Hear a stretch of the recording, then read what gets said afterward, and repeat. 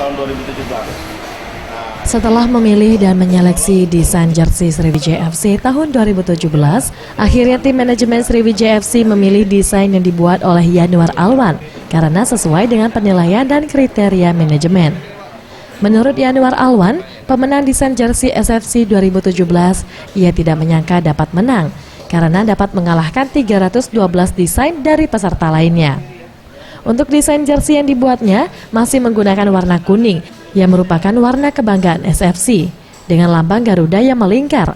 Namun untuk jersey yang ia buat ada sedikit perbedaan pada corak songket. Corak songket ini melambangkan kearifan lokal dan songket merupakan salah satu kain khas Sumsel.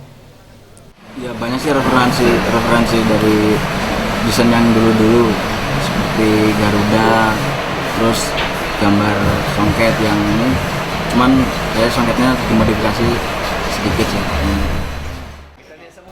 Ia berharap klub kebanggaan Wongkito dapat berprestasi lebih baik lagi dan desain jersey yang dibuat oleh dirinya dapat memotivasi semangat pemain SFC untuk bertanding dan memenangkan setiap laga. Farel Dwi Satria, Septiawan Rizky, Sriwijaya TV.